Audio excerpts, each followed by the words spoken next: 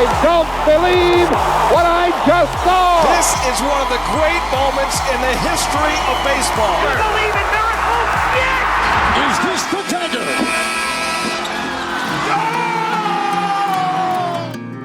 From new seats in the same location, November 7th. On today's episode, the Bulls begin building for a dynasty. A huge NHL trade, including 3 Hall of Famers. The first unanimous National League MVP, bet you can't guess who it is. A big day for a Red Wings legend. Magic Johnson stuns the world. Pennsylvania finally gets NFL football on the right day of the week. The Jays sign a Cy Young winner on the cheap. Plus, this week's Dork Draft picks the best former players who became broadcasters. All that and so much more on our second ever November edition of This Day in Sports. Larry Walker. Is that the MVP? No. I just wanted Sorry, I thought you were having a stroke. We're just going to start shouting names. Just wanted to guess. Is it really our second ever November? Yes, we started November the 20th of last year. Wow. So we're back. It's almost a year. We'll we'll have to have a little anniversary. Absolutely. We're not there yet, Right. but That's We're going to have to fly in Tewksbury. That's right. To sit we'll in one do- of these chairs. We'll do November 20th again. and maybe we'll even get some presents. Speaking of presents, Oh. Is there, that sounds great. Well, that sounds great. who's our sponsor? Did you Sam? hold on a second? Did you? yeah. Oh, are you saying speaking of presents? Let's get into Cabin. Yeah. Oh, that's great. Like maybe Okay. they'll give us some presents. Okay. Well, Cabin is where we are right now, Matt. It And is. Cabin, of course, is Cabin Barber and Gentleman Supply, a fantastic place to head down to get a haircut, get your beard trimmed. You look fantastic. Plus, all of these accoutrements all around here. There's the things you'd want. It's not like it has a little bit of a vibe with the Dave and Buster's because it's got like snowshoes on the wall, but it's not like that at all when you really get in here. Because when you get in here, it's not about the things on the wall; it's the things you can purchase. You can get yourself a belt buckle. You can get yourself anything you need for your hair, your face. Great ball caps, great sweaters, underwear, ties, socks. Look at stuff for whiskey. Beard bomb. Weird stuff for whiskey. stuff for whiskey. Yeah, and hey, wait a Whiskey minute. smoking kits. Yeah. And that's the hats we want to get, guys. Right there. You're so close, Matt, to those Oh, yeah, that's a choice great hat. hats. We're going to get one of those. And I'll tell you what, you're going to see all this stuff and more. If you're in the Port Credit area, Mississauga area, this Friday, November 10th, Cabin Fest is going on. Now, you want to get your tickets as quick as you can. It's Tuesday, so you're just days away from Cabin Fest. This is where you go. There's a big band. There's a band playing. Everyone's having a party. You can get great food, great local beers. They have all this kind of stuff. Plus, there's people that get free tattoos, free haircuts is also going on there. Hey, Frank? And so there's so much going on at Cabin Fest. Check it out. Eventbrite has the tickets. It's coming up, and there's also a charitable. It's the epilepsy. What's the charity there? You had Frank's got the exact. There's a charitable aspect as well. Cabin Fest. Our friends at Cabin sponsor it. Check it out. Frank's going to get us that. What's going on there with charity? Vamping over there. That's a charity. It's a teaser. Things for whiskey. Hey. Frank's coming along. All right. So for more, check out cabinforlife.ca and get on down to Cabin and then get to Cabin Fest this Friday, which I believe I'm going to be there for sure. Yeah. And Matt, very hard to get a commitment out of you, but you might get there. Very hard, but I'm going to try and get there. Frank's definitely going to be there. I'll be there for sure. Yeah, come Mike? check it out. No comment. Oh, no comment. Damn, I thought we had him. Keep people guessing. I thought he was going to get down there. It's also a red and plaid denim event too. So Red and plaid denim event. Thank you. I don't know what that means, but Where you wear red. your red and plaid. Like the coat there. Yeah. Yeah. I'm out. Yeah. Yeah. Okay. Mike, there's a Christmas market. Hey, Matt. Yo, You got something. Start us off. This is November 7th. What happened November 7th in whatever year you want to pick? well, I'm going to pick 1951. This is when Detroit left winger Alex Delvecchio scored the first 2 goals of his Hall of Fame career during a 4-4 tie versus the Rangers. Now, this is a double hit because on the same date in 1973, Delvecchio played the final game of his NHL career before retiring as a player and becoming the Red Wings head coach 2 days later. Wow. That's what Delvecchio is. He's kind of underappreciated historically outside of Michigan, but he was a real player's player. He was a 2-time second team All-Star, 3-time Stanley Cup winner, and Just the third player in NHL history to reach 1,000 career points. Wow. He joined Howe and Ted Lindsay. Belleville. Oh, Jean Belleville. I was going to say that you're going to think you're going to the production line. It was Ted Lindsay, DeVecchio, and Howe, right? Yeah. I think Yeah. he was the second version of the DeVecchio Is that line, right? I think. Yeah. Or sorry, of the production line. Okay. Yeah, that's but he was in a version. Yeah, for that sure. is the three statues that are in Little Caesars Arena. It's the three of them, and they're very similar. Like they look very similar. Like and that they're shooting up. They're shooting, and it's just kind of like this silver. They're amazing statues.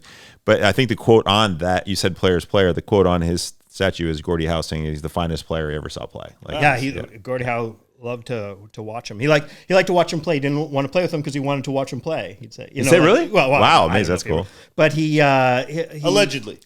Thank you. You know his That could have been dicey. His teammates. he had a nickname. I didn't know this, but Delvecchio's his teammates called him Fats. Fats.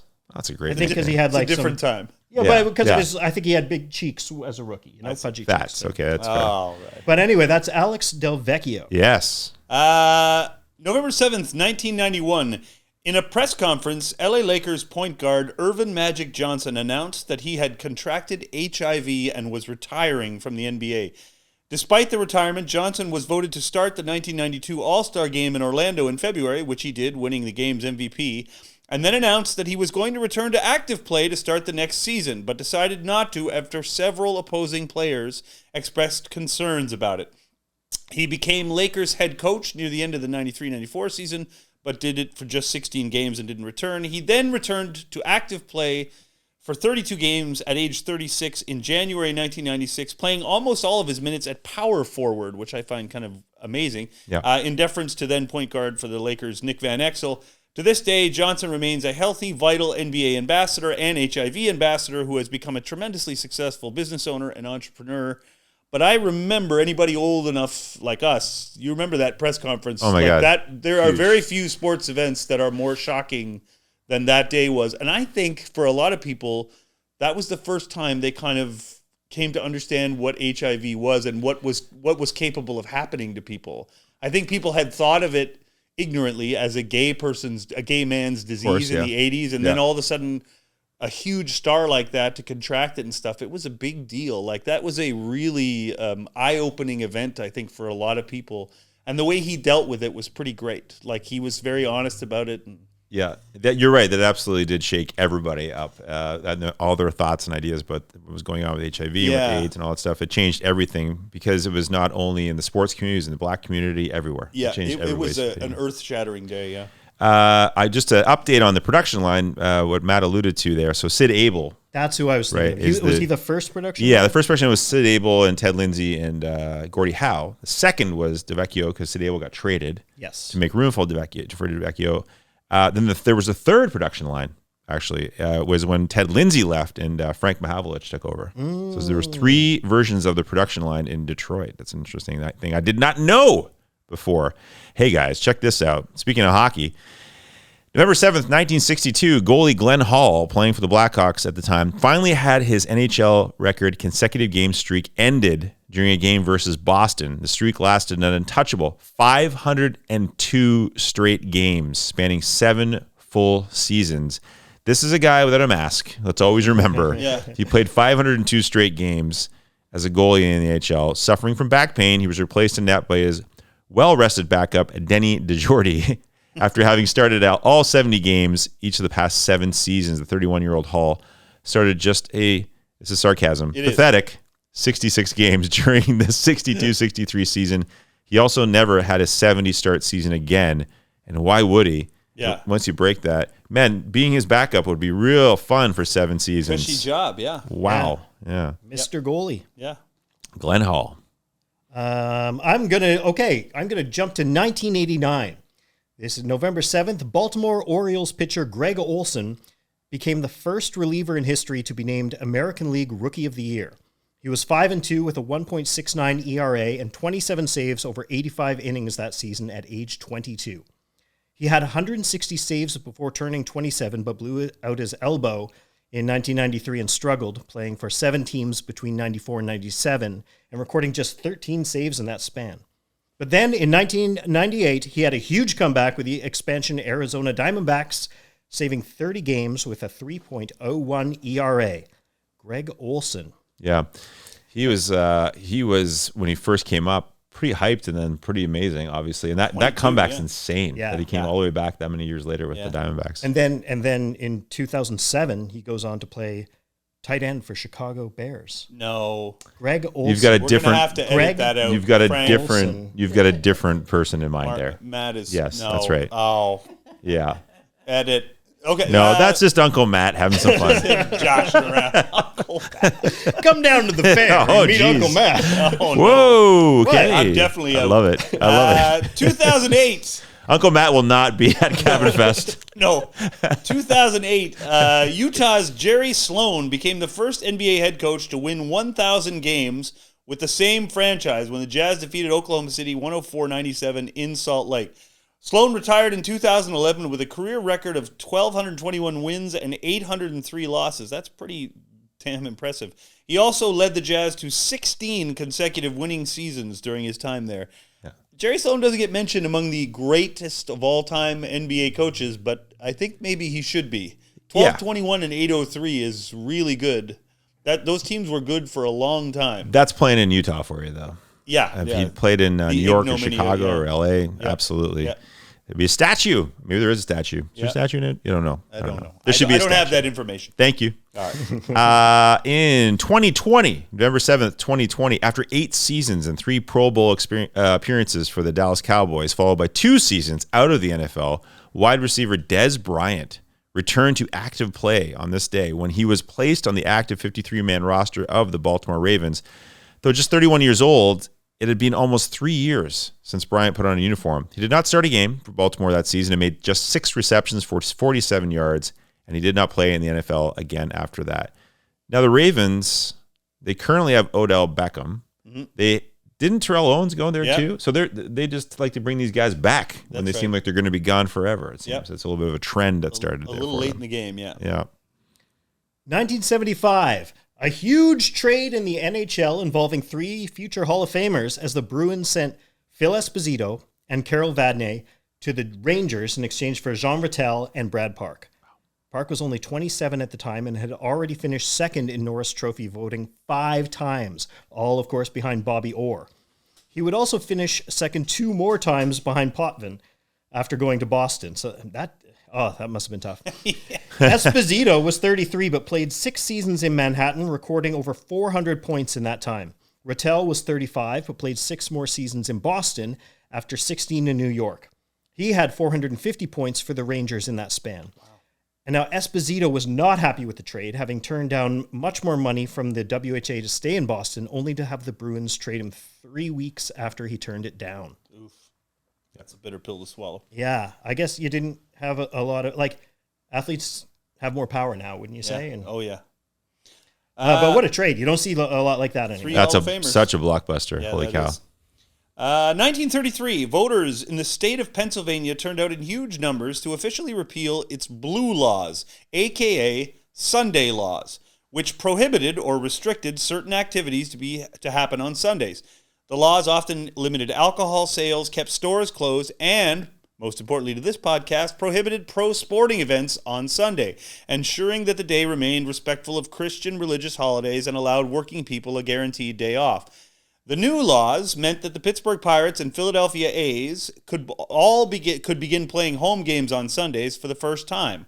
Both Pennsylvania MLB teams often began road series on a Sunday and finished home series with Saturday doubleheaders until that law was repealed.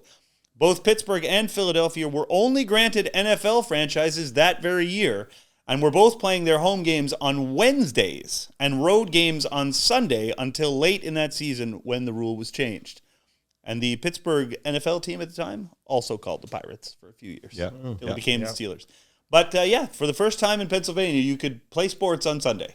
Yeah. That's hey, Matt. Sorry? Simpler times, hey? Yeah, but I'm just wondering, if you played a home game on Wednesday, Yeah. then you might have to play again on Sunday? Or you had 10 days off. And but more importantly, did you play Sunday and then have to play again Wednesday, like two and a half days later? Yeah, I don't know. That's physically very difficult. Yeah, especially with the equipment they had. Then Yeah, too. I'm sure the teams were very glad to have that law changed. Now, in 1967, November 7th, 1967, Cardinal slugger Orlando Cepeda became the first hitter ever to be named unanimous National League MVP. So Larry Walker was not correct. No. It's Orlando Cepeda. And he batted .325 with 25 home runs and 111 RBI that year. Now, remember, this is the years when the pitchers were dominant. So those are big numbers for that time. His first full season in St. Louis after being traded there by the Giants. Willie Mays, Ernie Banks, Jackie Robinson, Stan Musial, Frank Robinson, Roberto Clemente had all been NL MVP before, but never unanimously. So who finished in second place that year? His teammate, Cardinals catcher Tim McCarver. Oh. Cepeda got traded from the Giants to make room for McCovey because they didn't know they basically had two guys who could kill the hell out of the ball, but were okay first basemen. Sort of position, yeah. And they didn't know what to do with them. So instead of putting one of them in right field and hoping for the best, they made a move. Yeah. Yep. Tim McCarver, that's interesting. That may come up later. Because he became a broadcaster. Is going to inspire our draft, right. Matt. That's right. How many guesses would it take for you to guess Orlando Cepeda was the first National League unanimous MVP? Oh. No, 50? Yeah, no. No more. No way. You'd never No way. Yeah, No. Matt. Oh, it's me. Okay. Well, you know what I'm going to say? 2020. Let's just go November 7th, 2020. Pitcher Robbie Ray signed a 1-year, $8 million deal with the Blue Jays for the 2021 season after having made just 4 starts for Toronto late that season after he was acquired from Arizona. Ray would prove to be an excellent investment as he went 13-7 with a 2.84 ERA that season, leading the AL in ERA, strikeout, and innings pitched. Triple crown. And winning the Cy Young Award. He signed a much more lucrative 5-year deal, free agent contract with Seattle after that 2021 season, though. So he got away. That one worked out for both of them, though, didn't it? For the Jays and Ray, I mean. Like, you got a guy on the cheap. Yeah. Oh, yeah. But it would have been nice to... Well, they signed Gossman instead. Yeah, I okay. guess that's kind of the trade. Yeah. 1963, Yankees catcher Elston Howard became the first black man ever to be named American League MVP. That season, he hit .287 with 28 homers and 85 RBIs while catching 135 games, leading New York to a 104-win regular season and a World Series appearance that year, which they lost in 4 games to LA. He threw out 41% of his attempted base stealers and had a fielding percentage of .989, winning his first Gold Glove. Hall of Famers Al Kaline, Whitey Ford, Harmon Killebrew, and Carl Yastrzemski all finished in the top 6 in voting right behind him. Elston Howard, a 12-time All-Star and former MVP and not in the Hall of Fame. That's crazy. I can't quite wrap my head around that. it. For the guys who are in, and Elston Howard, like, you don't even hear him be talked about. No. As like, how is this guy not in? And obviously, it had some cultural importance too. He's the first black man. He was he was really the first black Yankee player. He was certainly their first great player. Yeah, great black player. Won the MVP. You know, like, this guy was a very important player and a great player. Great player. I mean, look, at one point they have him and Yogi Berra. And that's basically they had a log jam there at catcher. I think there was someone else they kept too, and he got sent. I think we talked about him on another podcast. He got sent north to play in Canada, I think, at one point. Well, that's getting back. We will get back to Elston Howard because I think that is ridiculous. But that was when they had that log jam at catcher. That's when Yogi played left field. It was not a great left fielder. Oh, okay, so probably not. They were basically just like, those are we just got to stick Yogi out in the field, and hope for the best, just like we were talking about with Cepeda and Covey. I'll tell you one thing that jumps in my head on a lighter note, though, with Elston Howard. Elston Howard and Phil Esposito, you know what they have in common? Excellent jeans commercials. Yes. So we're going to dig those out. Yeah. They both have fantastic That'll jeans. be on social media. Thank you so much. Yes, right. fantastic. Elston's is in print, but luckily for you, Phil's is full-on commercial. Television ad, and a magical one. So many jeans. Yeah. So in 1987, November 7th, 1987, after a few years of Michael Jordan thrilling fans across the NBA but with little team success, the Bulls began their transformation into a historic NBA powerhouse when 2 rookies both made their NBA debuts tonight. Both Scottie Pippen and Horace Grant appeared in their first NBA game on November 7th, 1987, helping Chicago defeat Philadelphia 104-94 and marking the beginning of a dynasty that would dominate the 90s. Yeah, amazing. That's not bad. Yeah, not bad at all. I feel some quick hits coming on. Yeah, Anybody? Let's do it. Quick hits. 1981, the Washington Capitals retired the first uniform number in their history, raising defenseman Yvon Labre's number 7 to the rafters. In 7 seasons in DC, Labre scored just 12 goals and had 756 penalty minutes and a minus 89 plus-minus rating. Wow, but he was in that, he was there from the beginning. We talked about on the last podcast how that first Washington Capitals team was really bad. Real bad. How do you say Real bad? bad. Yeah. But Labre was, loved there. I think he did a lot of work in the community and was a fan favorite. Yeah. Quick hits. Despite triple bogeying the 17th hole that day, Tiger Woods won the inaugural World Golf Championship at the Valderrama Golf Club in Spain. Woods clinched the title with a birdie on the first hole of a playoff versus Miguel Angel Jimenez. It gave Woods 4 consecutive tournament wins to end his season and a total of 8 that year. The first man to win 8 in a year since Johnny Miller did it 25 years earlier. Quick hits. In 2007, during a 3-1 win over San Jose, Dallas center Mike Modano scored 2 goals, giving him 1,233 career points and making him the NHL's highest scoring American-born player. He passed Phil Housley to take over as a career leader, and he retired with 1,359 points. Quick hits! 1981, John Van Boxmeer had a natural hat trick and 2 assists during a 6-2 Buffalo win over the Islanders. Sorry, Mike. Setting a Sabres record that still stands for the most points in a game by a defenseman. Wouldn't have guessed that in about 50 guesses, would you? Quick hit, 1993, Martina Navratilova defeated her doubles partner Zina Garrison 6-2, 7-6 in the finals of the Bank of the West Classic in Oakland, California. In their career, Martina defeated Garrison in 33 of their 34 meetings, with Garrison's lone victory coming in the quarterfinals of the 1988 U.S. Open. Quick hits. 2017, now playing with the Panthers, winger, try something different there. Yeah. Winger Jaromir Jagr played in his 1,925th career NHL game, regular season and playoffs, surpassed Gordie Howe for second place on the league's list of most career games played. He finished his NHL career with just 51 games behind Mark Messier for most ever. And on the same night, Roberto Luongo played in his 972nd NHL game, passing Terry Sawchuk for the third most in history. Luongo finished his career in 2019 with 1,044 games played, second all-time behind Martin Brodeur. Wow. Quick birthdays? Okay. All Switching right. it up there. I liked it. Anybody got a birthday? I'll go. Wow. There's no knowing where this is going to go. 1989, 3-time MLB All-Star pitcher Sonny Gray was born in Smyrna, Tennessee. 1955, WWE legendary bad guy King Kong Bundy, born in Atlantic City, New Jersey. He always insisted on the 5 count. Remember when he pinned guys? Yeah. 3 wasn't enough. He wanted 5. And that's why you headlined WrestleMania 2 against Hulk Hogan. Wow. Yeah. Happy birthday, 1932. 2-time MLB All-Star first baseman Dick Dr. Strangeglove Stewart in San Francisco. That is a great nickname. That's fantastic. For a guy who's not a good defensive player. It's so good. Dr. Strangeglove. Happy birthday, 1999. Raptors, now Celtics, I believe, guard Delano Banton was born in Toronto, Ontario. Yeah. 1938, Hall of Fame pitcher and also, I might add, broadcaster, longtime baseball broadcaster, Jim Cott, born in Zeeland, Michigan.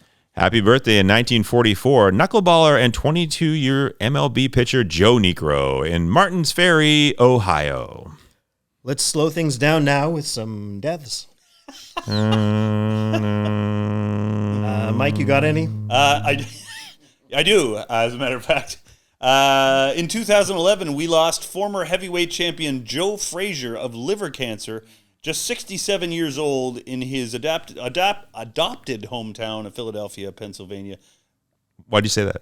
He wasn't born there, but he was known for, he was beloved in Philly. Okay. But he wasn't born there, but he made it his home. Ah, okay. And I love talking about Joe Frazier because I think he got kind of, in all the Muhammad Ali love, Joe Frazier has been misportrayed a bit as a kind of bad guy. Right. And he was not. And I just like sticking up for Joe. I love Muhammad Ali. There's nothing, I'm not trying to badmouth him, but Joe Frazier gets kind of played as the villain in that story, and he shouldn't be. No.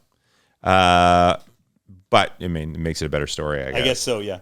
And sadly, 2017 AL and NL Cy Young Award winner Roy Halladay, age 40, in Newport Richey, Florida. That was a tough day. That is very true. Yeah, that was sad. I mean, let's just wrap it there. That's so sad. I mean, that's going to be. Well, sorry guys. I'm going to quickly get my hair cut here while they continue the show.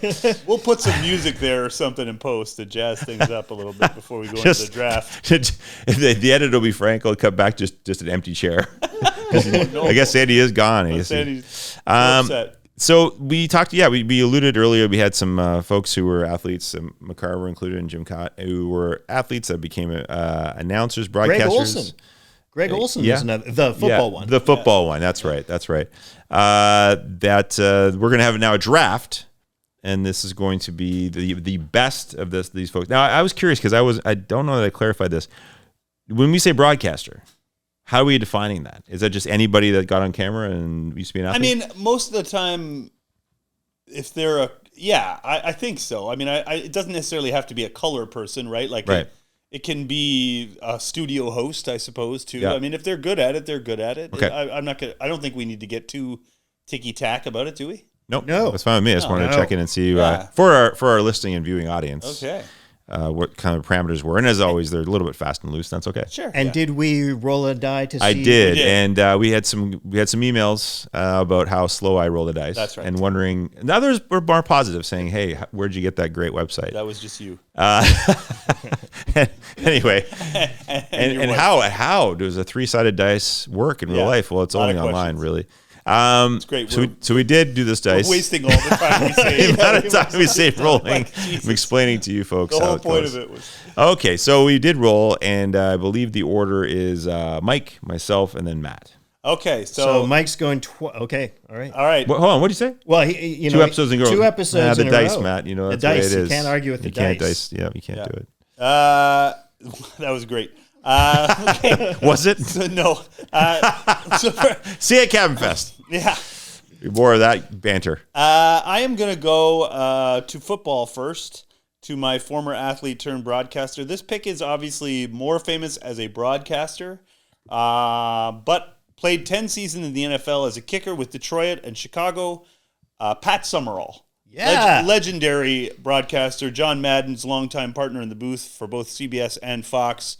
Broadcaster of the year Sportscaster of the year in 1977. Did PGA, NHL, MLB, pro bowling, and I just thought he was wherever he was, he added class to the broadcast. He was my favorite NFL guy. So Pat Summerall is my first pick.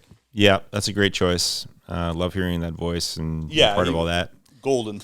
Well, this is now we've kind of made those parameters kind of loosey goosey. But I'll tell you what I love in the NBA is Charles Barkley. Yeah. I'm going to go with Charles Barkley. I read his books. I like his opinion on things, and I mean, that's as raw as you're going to get most of the time. And he kind of, in a way, I think he showed other athletes that once they've retired and they've become a broadcaster, they can speak honestly. Yeah, I agree. And he's become more candid and as the years have gone on too. Yeah. I love that segment they do where who he play for. Yeah. It's so good. Where Barkley clearly doesn't know what team those guys are on. It's very funny. I remember one time it was the NBA All-Star game. They have the celebrity basketball game, and he was just kind of like, and Steve Nash was around. This is when Steve Nash had his shaggy hair, and Barkley is the guy that's watching this game, going, "That guy's terrible. That guy's terrible. This Justin Timberlake, or he's terrible. That's not a basketball." He just talked about these guys, jokingly, whatever. And then he goes, they said something about, "How you feel about this Steve Nash? He's still playing and everything." He said, "You know what I like about Steve Nash? He wakes up in the morning, looks in the mirror, and goes, 'That's what we're going with.'" I was like, that's a great way of describing his hair at that time. He also recently was very tough on the NBA commissioner about their domestic violence policy too. Yeah. Did you see that? Yeah. I thought that was really cool. He made Silver kind of sweat a little bit about it because, they've been a little bit lenient and loose about it, and Barkley kind of called him out. I thought that was really impressive. Good pick, Sandy. Thank you. Yes. All right, I'm going to make a pick. I'm going to go to baseball, and I'm going to pick Bob Uecker. Yeah. Just a bit outside. Yeah, nice choice. I mean, I know that was from Major League, but yeah. Bob Uecker, fantastic choice. Probably. That's it. That's it. He's one of the funniest broadcasters ever. Oh yeah, sorry. You want a little commentary? Sure. I'll No, tell no. you. I'm just. I mean, No, he was I mean- funny in Major League, and I forgot about Mr. Belvedere. Yeah, a Mr. legendary Belvedere, show. absolutely. He was also one of Johnny Carson's favorite guests ever. Great Oh, yeah. storyteller. He was on Carson dozens of times. It's the stories he tells are He's amazing. At the so Hall of funny. Fame, the great Yeah. stories of the Hall of Fame, and yeah, fantastic. Yeah. What's the great story he said about the scout coming to his house and said, "We're willing to." What do you think? When the scout said, "What do you think about $5,000?" and his dad said, "I don't have that much money to give you to take him away from me." He has that whole story about his dad when they were playing catch with a football. Oh. Yeah, and then how it was just wasn't going that great, and then like 2 months later they decided, oh, we have to put some air in this. He's They're just hilarious. throwing like a flat piece of plastic back and forth. He's gold. I mean, he could call a game, and you're not going to find a lot of people funnier than him on these lists. No. Oh, yeah. You won't. Okay, I'm going to go to hockey, and I'm going to pick as a sentimental pick now because he's recently stepped down because of a health problem. But I'm going to pick Barry Melrose, who played 300 NHL games. He only scored 5 goals in 300 NHL games, by the way. But he was a head coach for the LA Kings for a long time and the Tampa Bay head coach for a few games. But he was ESPN's lead hockey analyst since 1996. And I kind of felt like he was always the ambassador for hockey in America. Yes. You know, that Americans came to kind of trust him and listen to what he said about hockey more than anybody else. And I just loved his hair. I love that he was self-effacing. I really liked Barry Melrose, and, he almost took the Kings to a title one year. I mean, Yeah. Gretzky helped for sure, but anyway, so sentimental pick, Barry Melrose for hockey. I'm going with someone I currently like in the NFL, and that's Tony Romo. Yeah. I love hearing Tony Romo, what he has to say. I maybe like him probably more than I knew when he was a quarterback. But no, I like him a lot. I find he's, again, someone who's pretty honest, knows what's going on, and actually says things you care about. And they're not dirt, is just as much as like revelations about certain players and stuff like that. And yeah, I think he's great. So Tony Romo is my NFL He's pick. excellent. I'm going to go to the NHL, and I'm going to pick a relatively new guy, Kevin Bieksa.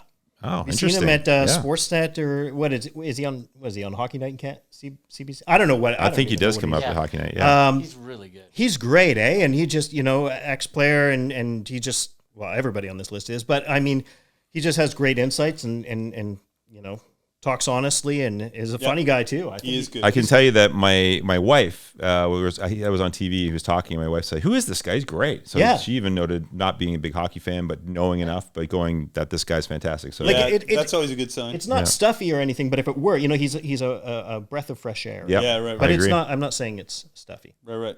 I'm not- allegedly stuffy. Don't sue us. No, I just mean the team on there does a great job. Sure. Yeah. Sure. Okay, I'm going to basketball, and I'm going to take Doris Burke. Oh yeah. Doris Burke played 4 years at Providence College as the point guard for the Providence College basketball team. She's now the lead NBA color person for ESPN. This year, she will become the first woman to broadcast the finals of a major men's sport on television. She averaged 12.5 points and 5.3 rebounds per game at Providence too. So she was a player. But I think all gender, like the notoriety of that aside, she's just excellent. Her insights are bona fide great. While the game is happening, they're quick. She's really good on her feet. She was really good as a sideline person too. Like she's just excellent. I'll watch. I'm really happy when she's in a broadcast. So I'm picking Doris Burke. Nice. Also Drake's favorite broadcaster too. So How do you know that? he had a T-shirt with her on it. Remember, he had like a I know crush. that. He sort of said he had a crush on her. Oh, amazing. A couple years ago. It's pretty cool. Well, I guess I'm going to dig in on. I'm down to I had baseball or hockey. You guys have already picked 2 in hockey. I don't know if anyone's going to go here, but I think consistently, kind of like Tony Romo, someone who adds something. I think every time is John Smoltz. I think Smoltz is a great broadcaster. I personally think so.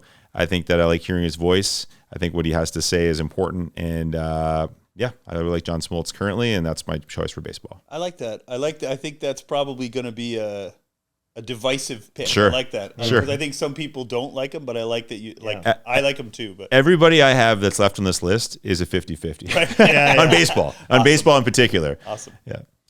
I'm gonna do. You guys have both done the NBA, but I'm gonna jump in there.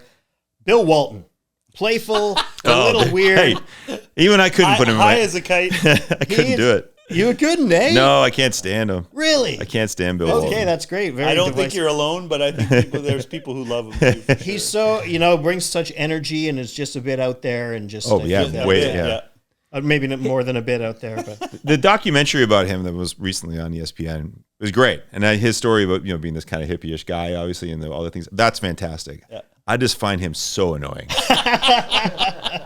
I don't like Luke either. I don't like any of those. Luckily Waltons. for you, Matt, Sandy is not our judge. That's true. that's true. You know what I mean? That's That's very true. true. And he just picked John Smoltz, so Yeah. I could be in trouble. That's my only sport left now. We're going to round 4.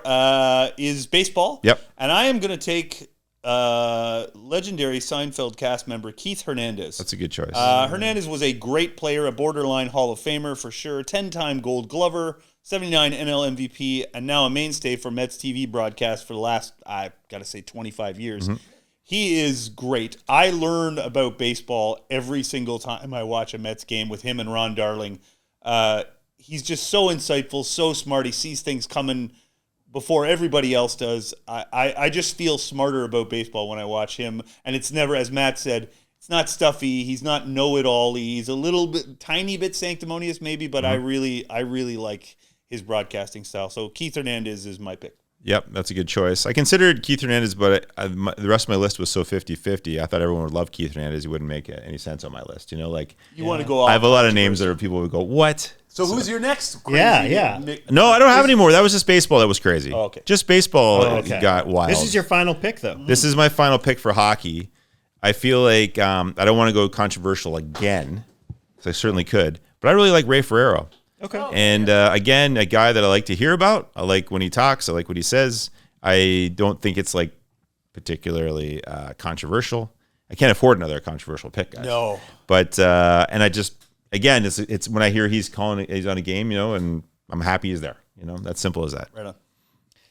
I'll round this out, taking my NFL player turned broadcaster, and there's a very obvious one out there that you're all yelling at your TVs. I don't know why you're yelling at your TV. It's a weird thing to do with the podcast, but I just shoot my TV. yeah. I'm not going to go that way. I'm not going John Madden. I am going Luke Wilson, the tight end. I think that he is a lot of fun, and I love watching him on the Canadian Sports Center, TSN, yeah. TSN. Come on, man. Yeah. No, you don't like I'm going him? to echo Sandy. Can't stand Come him. on, man. Really? Can't stand him. Yeah. Nope. No, that when I first saw his man bun, He cut the hair. I know, but the man bun was enough. I can never go back. But Once now you've it's done like it, it's like a mullet now. yeah, it's terrible. Yeah, yeah. I just can't stand Oh, him. well, that's great that we have different opinions. You're just like the overly friendly neighbor. I love that we don't get along all the love time. that. Isn't it great having a fence? I think John Madden is great, but there near the end there was a lot of talk just talking about sandwiches. But also, I didn't Oh, pick yeah. John Madden because John Madden wasn't technically an athlete first, was he? No. wasn't he? Coach, didn't he just. play? I thought Did just he coach, play didn't he? tackle or not in the NFL? I thought he was just a coach. He didn't play in the NFL, no. No. No. Okay. No. All right, No, you well did then- better to at least pick a guy who played the Yeah, NFL. so I did okay. Yeah. But those are interesting. I don't know. I really don't know. There's a lot of names we didn't obviously get to. Obviously, yeah, for sure. There's tons. And I want to save that for the discussion maybe with our judge to see what Yeah, because they may person have thinks. some that they think are obvious. Obviously, it's there. So, yeah, let's get judged. All right. Our guest judge this episode is Jeff Reboulet. Jeff attended high school in Kittering, Ohio, played 2 years at Triton. I'm going to say that right? Triton? Yes. Right? The Trojans. accent? Yeah, The Trojans, JC in Chicago, Illinois, where he was a first-team All-American shortstop his sophomore year and inducted into the inaugural Hall of Fame of Triton JC alongside Kirby Puckett. Not Wow. too bad. He wanted to play for Louisiana State, LSU, where he was drafted his junior season by the Astros, 26th round, remained at LSU to finish education and graduate with a bachelor's degree in business management, which is important to his life today, obviously. Jeff was team co-captain and led LSU to the first ever College World Series appearance under legendary coach Skip Bertman, drafted and signed by the Minnesota Twins in the 10th round as a shortstop his senior year. That was 86. Jeff played 18 years professionally, 6 years in the minor leagues for the Twins, and was called up to the major leagues in May of 1992. Jeff played in 1,000 plus games, posting a lifetime 978 fielding percentage during his 12-year Major League career. Jeff played with the Twins, Orioles, Royals, Dodgers, and the Pirates. And now you've been working with kids for a long time in these camps. Continues to coach and provide opportunities for kids who want to learn the game of baseball and life lessons the game provides through his nonprofit organization, Reb Sports Academy. Please welcome to the show, Jeffrey Allen Reboulet. Yes, sir. Yes, sir. Very nice, Sandy. You read very nice. Where to go? Well, thank you so much. I really appreciate that. I'll send you that isolated recording just so you can play that every day. And appreciate that. Yeah, that's gonna get me pumped up. That's the morning coffee. Listen to that. Perfect. Anytime you walk anywhere, you could just play that introduction. Yeah, perfect. It makes you feel good. It really makes you feel good. Thank you. Rebs, we wanted to obviously jump into this category we talked about, which is athletes that are gone on to be broadcasters, analysts in front of the camera. When you were playing, who were some of the guys that stuck out that maybe didn't become broadcasters, but you think that they could have been suited for the job? Well, I just my take on everything is I like guys who really knew the game well. That could give you the down and dirty of the game, what's going on behind the scenes. So that's usually somebody that's played a pretty long time. So I noticed on your guys' list here, there's a lot of guys like that, and a lot of announcers, and I see you got Doris in here, who's been around a long time. So I'm partial to those kind of guys. So the guys like maybe Paul Molitor, but as you're doing that, you also have to take in the fact that people want to hear some personality to somebody, right? I've done announcing in low A ball here in Dayton, Ohio before, and it's not easy, and I feel like, you're monotone or whatever. So you got to kind of like jazz it up when that's maybe not necessarily myself. So that's kind of that's a hard mix to find, of somebody who really understands everything that's going on and yet has a personality to, light up a room or a TV. It seems like it can go one extreme or the other. Someone who knows a lot about the game but has no personality, or someone who has too much personality and not enough about the game, and just having that happy medium. Yeah. I'm trying to find that middle ground is where I like. That's my sweet spot. There's there's the Vin Scullys of the world that kind of tell stories most of the day, and for a lot of listeners that's unbelievable with the Dodgers. But for me, it was. I like Vin and listening to some of the stories, whatever, but I also wanted the guy who was going to get in depth into the game a little bit. Yeah. It's good, Matt. No, sorry, Mike. Jeff, basically our little draft that we do here is just an excuse to get guys like you on our show and talk to you and ask questions and stuff. Really, the point is to have you come on and talk. And I have great admiration. Just want to make sure that sounds like we set a trap for Rebs here today. No. Just trying to get you on. Yeah. I have great admiration for guys who have careers like you. You spent, as we said, 6 years in the minors. You had to grind to get to where you wanted to be, and I really admire players like that. And then you end up playing 12 years in the majors. I wonder, is there a guy you can think of who sort of, in some ways to you would be the opposite, where you thought this guy is going to be an all-time great player, and for whatever reason, not to throw them under the bus, it didn't work out? Is there a guy you played with or against where you thought that might happen and it didn't happen? No personal guys come to mind right now, but at the end of the day, I played, there was a lot more talented people than I was to ever play this game.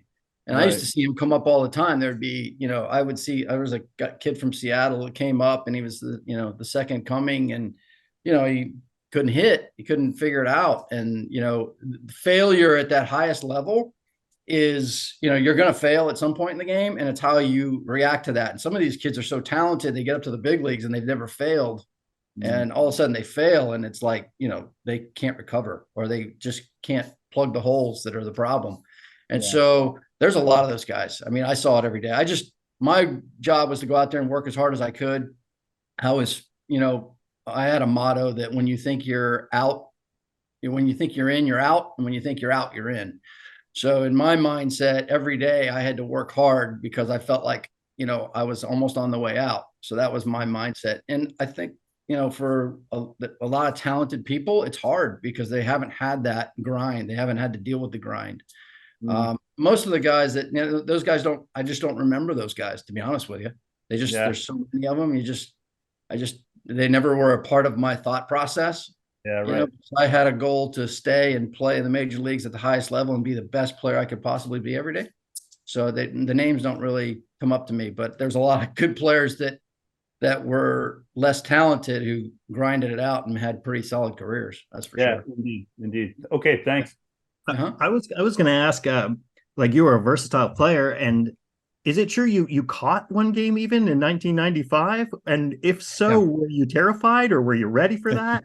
Yeah, I was kind of terrified. That didn't go very well either, Matt. It didn't go well. Quick story on that was I was the utility guy, and I had to play all the positions. I came up as a shortstop. I got drafted as a shortstop. I was a pretty good infielder. I could really catch it and throw it to first base. The hitting thing was, I didn't have the hit gene. I did okay some years. I hit 240 lifetime, which is pretty good these days. Yeah. I mean, I can be a good hitter these days.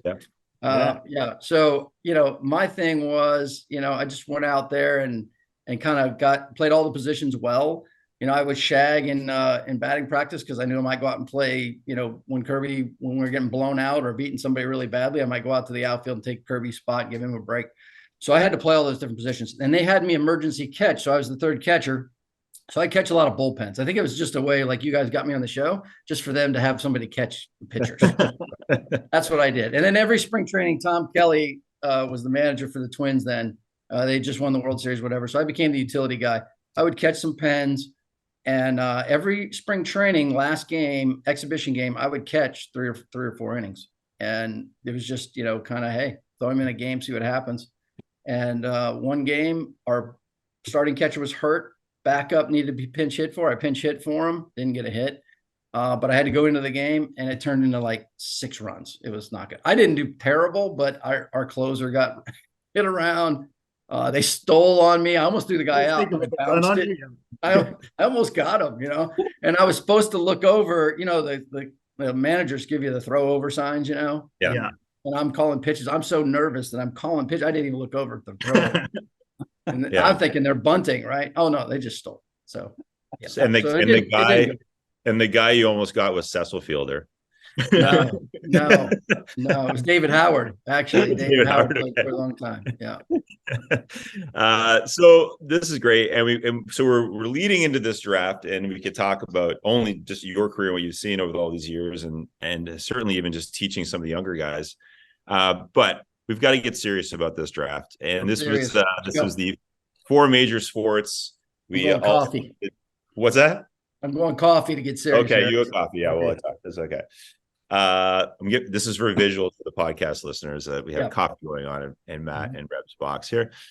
So 4 major sports. We wanted to pick guys who were athletes that became broadcasters. We talked about different parameters, like were they a great athlete and they're okay analyzer, were they okay, whatever. It didn't matter. It was all our own decision of how we picked these guys, as well is your own parameters and how you judge these guys. So don't worry about if they're a great athlete or a great broadcaster. What's the good combination for you? What works for you the best? So I think the thing we want to do jumping in is maybe just go talk about maybe sport by sport. So we're starting off with maybe the layup for you, which is baseball. And team 1 has Bob Uecker, team 2 has Keith Hernandez, and team 3 has John Smoltz. Those 3 guys, what are you thinking? Team 2, I like, I'm a big fan of Uecker. I'll be honest with you. He kind of backed me one time in a playoff game.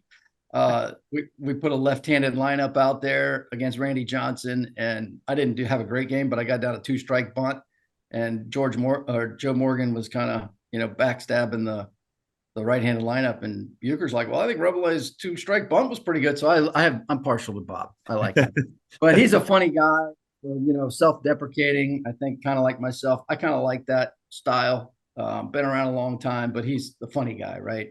Yeah. And you said Keith Hernandez and Schmaltz. Is that who we're talking about? The baseball guys? Okay. So team 2, Hernandez is really a smart baseball guy. Played a long time. He played back in the day when it was a little crazy. And so I can respect that. His knowledge and everything's great. He's not as much energy. I think Schmaltz has a little more energy. I like John with his pitching analysis of what's going on behind the game. I just feel like he's more of my sweet spot as far as a guy who played a long time, knows the ins and outs, knows what the hitter's thinking, and he has a lot of perspective. I think Euchre does too. He's been doing it so long that he does a lot of funny things, and but they're all very good announcers and very knowledgeable guys. They played a long time. Anytime you played a long time, you kind of know what's going on. I mean, I have a ton of respect for that, know what's happening there. But those three guys all have really good experiences as players. Yeah. So if you were just to break down the baseball side, I'm curious, is Euchre still your pick, or what are you thinking? No, I'd take Schmaltz. I think Schmaltz, Okay. Schmaltz is, just listening to him, and I listen to more baseball than any of the other things going on here, but the baseball side really has a feel for what he would do in games and momentum. What, people don't realize what a base runner does to a pitcher. You know what I mean? Like, base runners put pressure on a pitcher, and he knows that, and he explains why that's important. And the rule changes and everything and how it affects you. He's really knowledgeable about a lot of that stuff. And I think he's pretty good. Right. Here's a side question. Do you think Keith Hernandez belongs in the Hall of Fame? No. Okay. No, I don't think so. I'm not a huge guy on that, but he was pretty good. I always look at it. I've talked to guys about this, and when you go out, I feel like there's a dude on the field. There's always this guy on the presence on the field. That's the guy that ends up in the Hall of Fame. The Jim Rices, the Andre Dawsons, they were Dawson. I think it was maybe a question mark. That dude was one of the best playing at the time. I mean, you just sense you can feel it. You know what I mean? When you have a guy of that caliber, you feel it. And he was one. I didn't play against Keith, so it's hard. But at the end of the day, he's a very talented guy. Sure. But I think he's like Mark Grace, maybe a little bit. Right. Yeah. Yep. Well, Keith Hernandez has the most Gold Gloves of all the first basemen, I guess. Very good defender. Very Yeah. good. You know what's interesting about that category, though? Unless I'm mistaken, Smoltz is the only one who hasn't appeared on a sitcom. Euchre on Mr. Belvedere, and Keith Hernandez was on. Doesn't have time for that. He's too busy analyzing. So I'm not sure. I could be wrong. Maybe he's appeared on. I don't think John Smoltz is doing a lot of sitcoms. No. He's probably not doing that. I will say this. There's the interesting thing about the Gold Glove is if you really get into the Gold Glove, I think you have to be a really good hitter to get the Gold Glove. It's always a thing. Like, I have a buddy, Mike Bordick, who finally got a Gold Glove.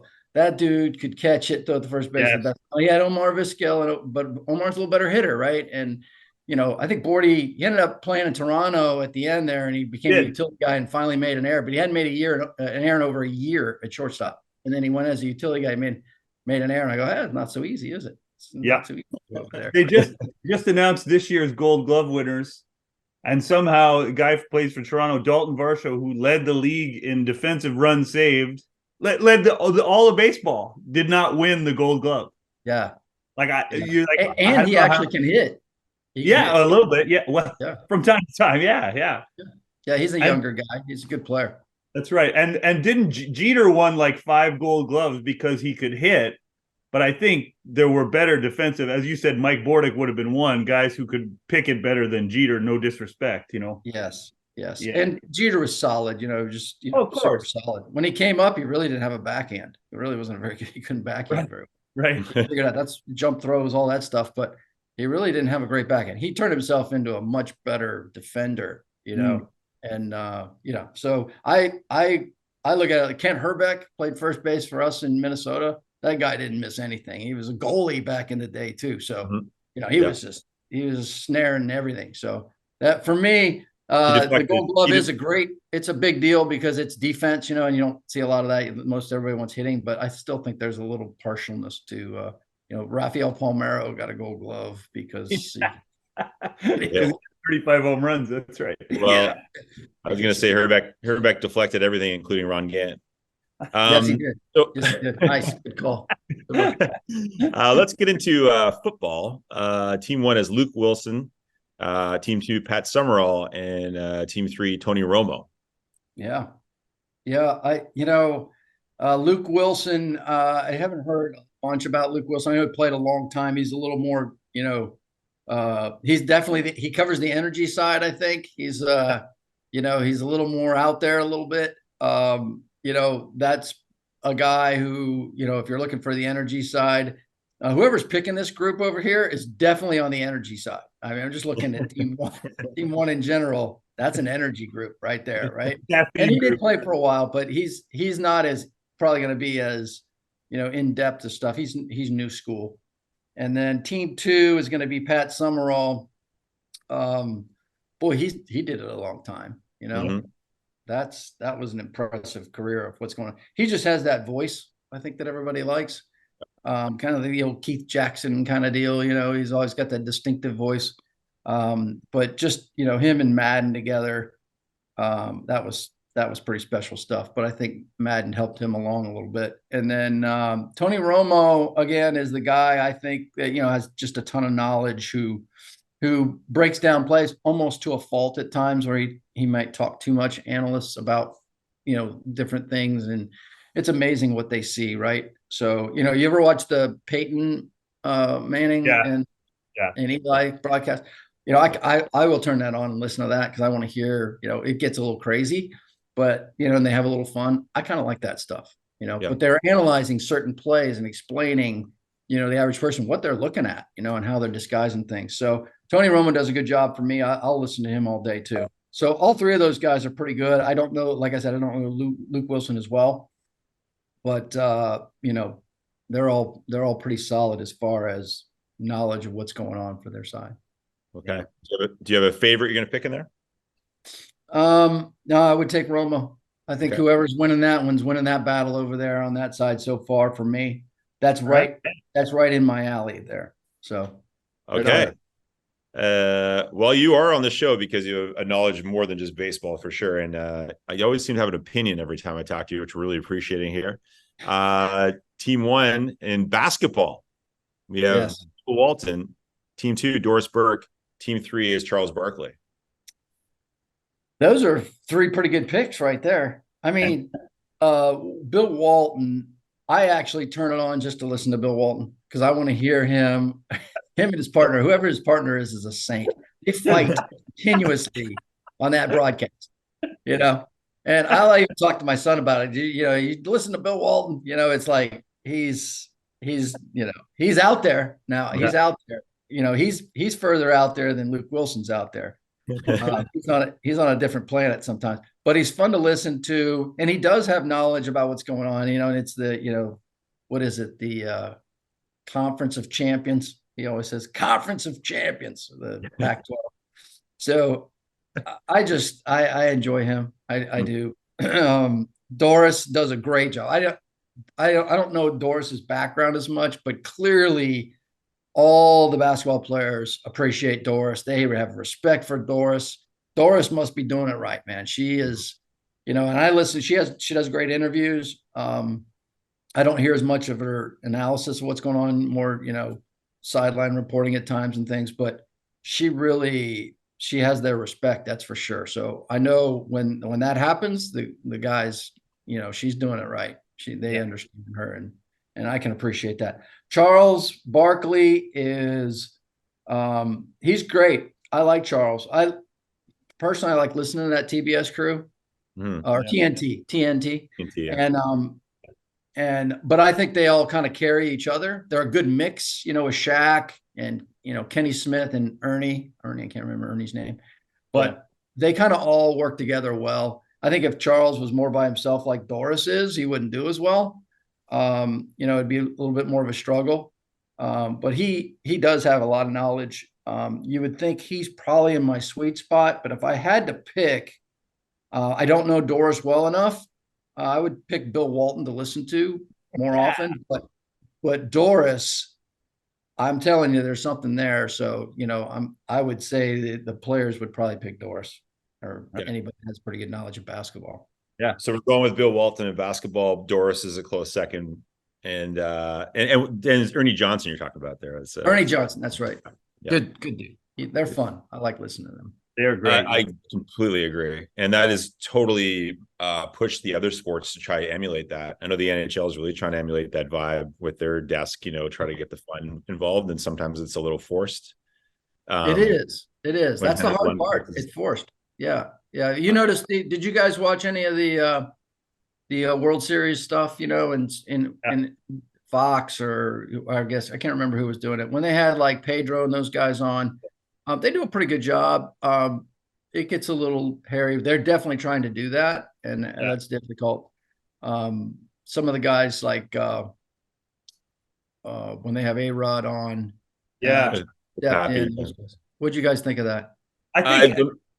Mike. Go ahead. I know. I feel like A-Rod's sort of forcing it a bit. It feels a bit pushed from him, you know.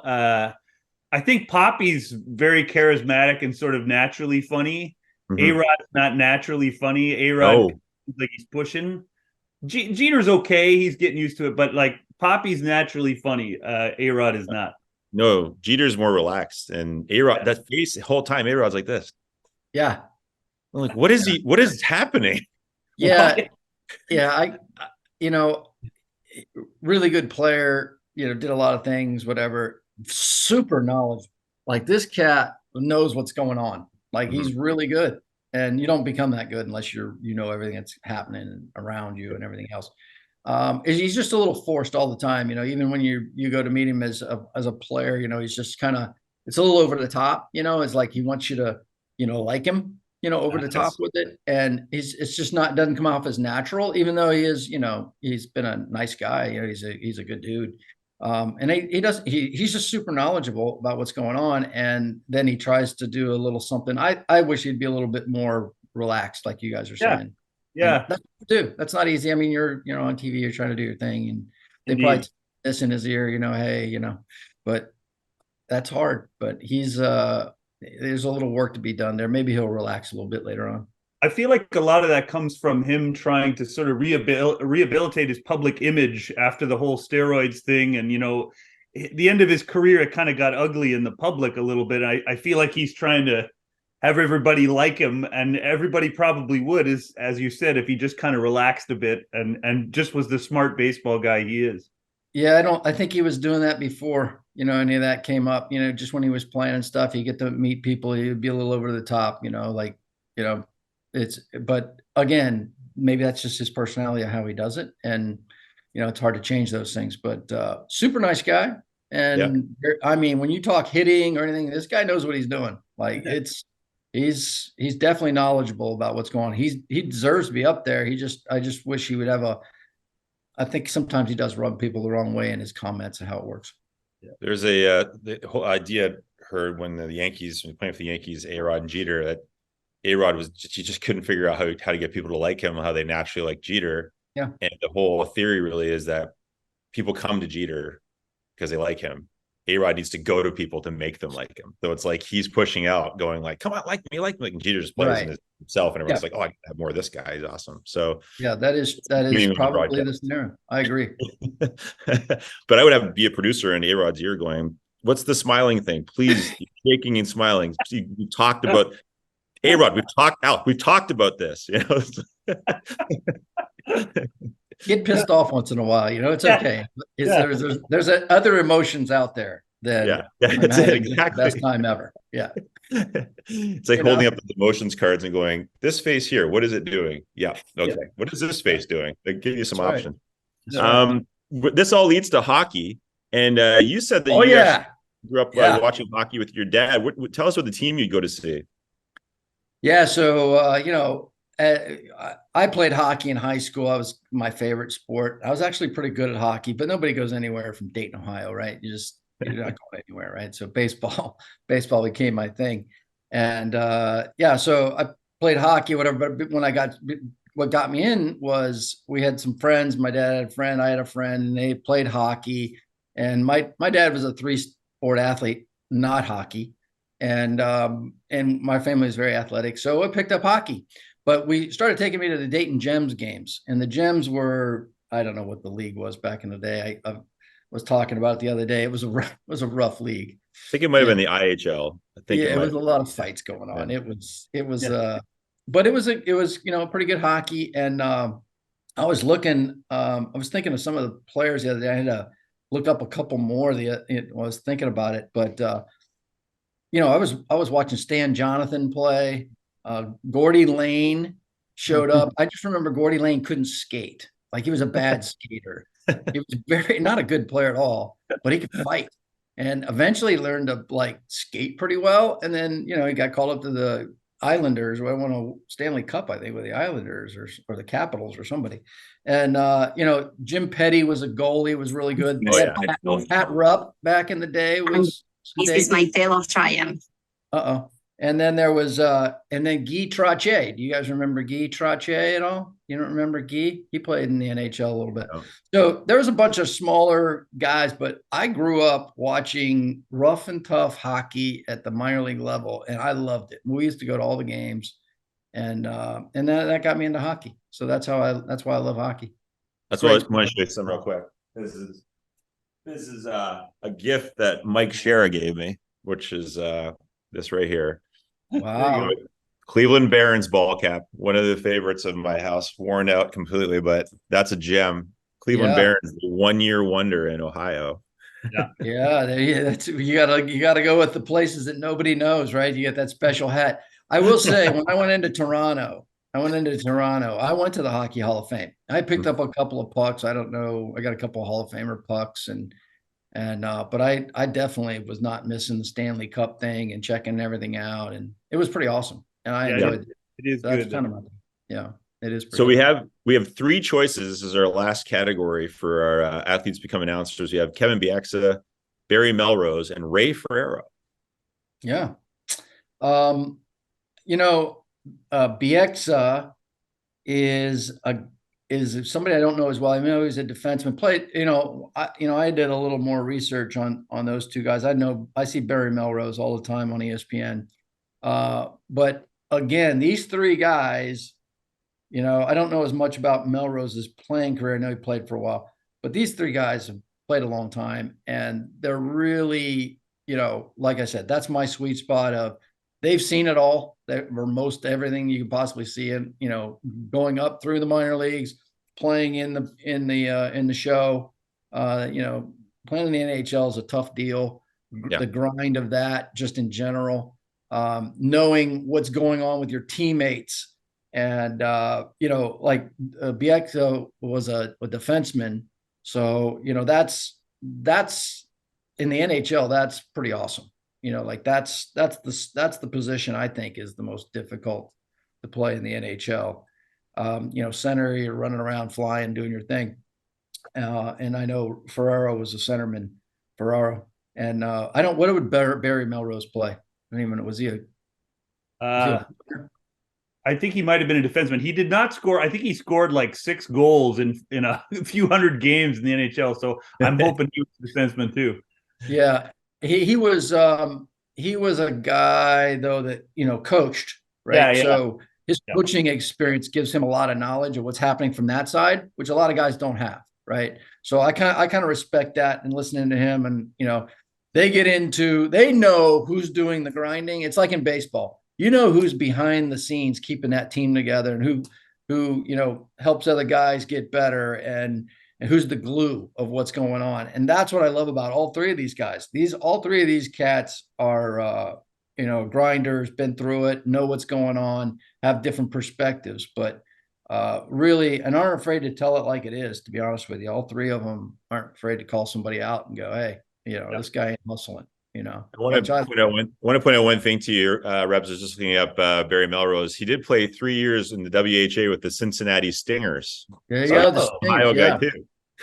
Yeah, I think I saw Gretzky play back in the old WHOL day or whatever. I think he played against Cincinnati. Yeah. WHA played against Cincinnati one time. Yeah. My dad took me down there. Did Melrose play for the Jets too, Sandy? Yeah.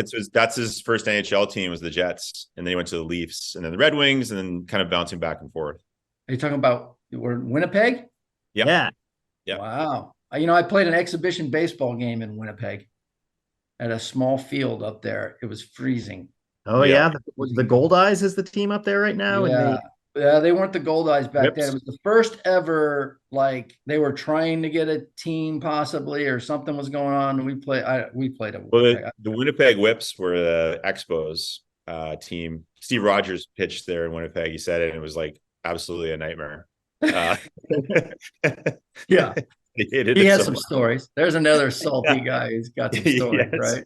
Yeah. Yes. Old school stories right Yeah. there. That is straight old. We're gonna comb the Tulsa area or wherever he is now and find him and bring him on the podcast for sure. Yeah, you need to do that. Yeah, because he's salty. But as far as these three guys go, I would probably say I would listen to Barry Melrose the most. Yeah. Just because I see him more often.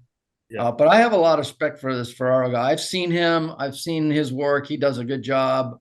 He's definitely, I would say, probably number 2 for me, just because I've seen him around, and I don't know what he's doing something now. He's with Vancouver, but it's kind of funky right now, I think, isn't he? And he doing regional broadcasts. Yeah, I think he's moved. Yeah, he's doing more regional stuff than national stuff. Yeah. Yeah, there's something going on with him, but he's been around. I've seen him a lot. He's more of a, he's not really a personality. He's more of a, this is what's going on. I like that. Yeah. Well, it's his personality. Mike is a Islanders fan, so he appreciates Ray Ferraro's work. There you go. Yeah, we're gonna have to tally up the points here. This is it. It's pretty it's getting down to it now, eh, Matt? So we've got we had in the individual sports, your choices were Smoltz, Romo, Bill Walton, and Barry Melrose, but it comes down to which one of those teams you like the most, Rebs, and that can be any sort of format you want. It doesn't even have to. It can be a surprise to us all. Maybe overall there's a better team than all these favorites. Who knows? What do you think? Yeah.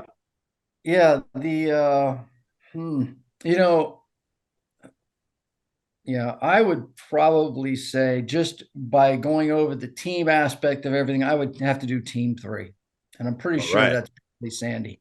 Great choice. Such a great choice. The way it's been. That's definitely not. That's why I almost went with a different one.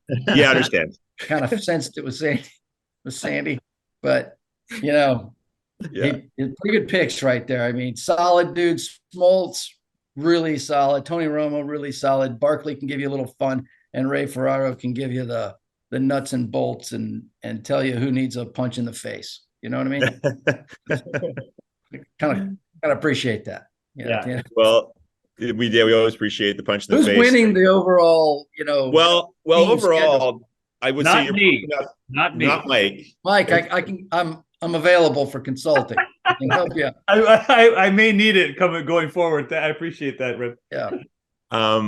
You wouldn't be the first judge though to say I'm just not going to pick Sandy's team based on it. I know it's his team, so that's okay. That's totally fine. But in the end, you just morally felt to have to go with the proper team. It's a really good squad, Sandy. You picked a nice squad. If I would have known, Doris a little better, and maybe Luke Wilson a little better, then maybe I could have gone the other way. But the other 4 I know the best as well, so kind of hurt them. That's why you got them. Now, Jeff, you say you do financial advising now. I'm wondering if we might have Jeff back sometime to do a contracts draft. Ooh, that's cool. Of good, contracts, bad, or otherwise contracts. Just throwing it out there for the future. Yeah, after they're all done signing them, I'll be happy to do it. That's a good idea. Yeah, no, but honestly, it's not an easy. This little group here, you guys did a pretty good job, though. I'm kind of impressed with that. There's I don't know if you guys ever watch the MLB Network guys with Mark DeRosa. Energy with knowledge. It's a pretty powerful thing. I don't know. I'm kind of partial to guys like myself. So guys that played different teams and been around a little bit, Billy Ripken's of the world. Billy Ripken does a good job. Yeah. Funny guy. Yeah. You get him on the side. He's pretty funny.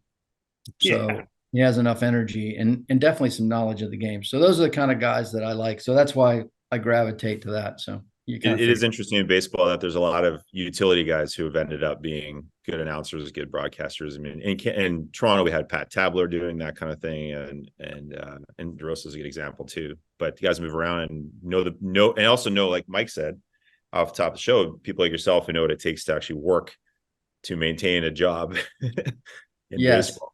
I don't was Greg Zahn up there was Zahny up there at all? He was for a while, Yeah, I play with Greg Zahn. So I play with him in Kansas City, and he's a character. He's a character of the game. So I know when they was kind of doing almost the Don Cherry thing, right? Exactly You know, what it was. You know, so he was playing off of that. I used to listen to Don Cherry all the time. I kind of We like. used to jokingly call Greg Zon Cherry because it was so obvious that he was trying to be Don Cherry with his loud jackets and stuff. Yeah, the suits. Yeah. It was. Yeah. But if you knew Zonnie, he's been like that a long time. He's kind of he's out there a little bit, man. I remember he used to do movie reviews when he was playing with the Marlins. He used to do movie reviews for ESPN, like sports movies or something. Because his picture was on ESPN was him and his catcher stuff throwing popcorn in his face, and he would do these reviews of movies that he saw. Happy to do it. I'm sure he would be happy to do. You know who's going to be one? You know, for you guys, who's really good, is Joey Votto. Joey Votto on. You know, he's a Reds guy, so he's right down the road from me here in Cincinnati, and he's not going back to the Reds evidently. But you know, I've spoken to him a couple times. Very, you know, analytic. He's a brainy guy. You know, thinking he's analytical, and he's, you know, there's a lot going on in his head. But man, knowledgeable as heck, especially about hitting. But you know, he's a Toronto guy, right? So at some point, it would not. He likes the TV, you know, doing that, and he's got that personality that's kind of. I don't know. He's off a little bit, but at the same time, you know, he's very funny. He's the best mic'd up. He's probably the best mic'd up player consistently. They mic him up for the Iowa games, and Do they? Yeah. So I'm a big fan of his. I hope he gets into it. He'd be a guy that I would say would be a really, really good at that. So I love that. That would be good. Yeah. Rebs, thanks so much for being on the show. We appreciate you being here. The judgment was at times, well, mostly just fair, really. You weren't harsh, too bad. We didn't want you to talk negatively about anybody, and you just didn't, which was classy as hell. Yeah, that's me, Mr. Classy. Mr. Classy, yes, that's right. Thank you for saying. They're now known on the show. Well, Mike and Matt, I'd like to, you know, apologize on behalf of Sandy and you guys having to put up with him every time you do one of these shows. Yeah, and I've known him for a little while, and you know, I'm wishing you guys the best. We appreciate that, Jeff. It's a living nightmare. It is. And I only get it once in a while. So look, I appreciate you guys. Thanks for having me on, though. I really do appreciate it. Thanks Rebs. Anytime. Madden played one season in college. Coming back, we can say that when we come back. That's what we just came back. Oh, we did just come back. That was us coming back. We're back. Hey. And Madden is still not an athlete. Great video game, though. Doris Burke started 4 years at Providence College. Yeah. That's good enough. Thank you. Madden did play in college, though. Yeah. Well, that was great. Another fantastic episode. I want to remind everybody this Friday, Cabin Fest. So check that out. Check us out if we're there. I'm going to be there. I don't know who else is going to join. Frank's going to join for sure. We'll see about Matt and Mike. Cabin Fest is this Friday. Come check it out. And if you see us, come talk to us. Maybe you'll agree with some of our picks. Maybe you won't like them. We'll see how that goes. But this has been This Day in Sports for November 7th. We always appreciate you watching, listening. We'll see you next time we pick a date. Almost a year. Got to have a party. Wow. Yeah. Cabin Fest. I'm Sandy Joe Bevins. I'm Matt Kippen. I'm Mike Shera. We'll see you soon.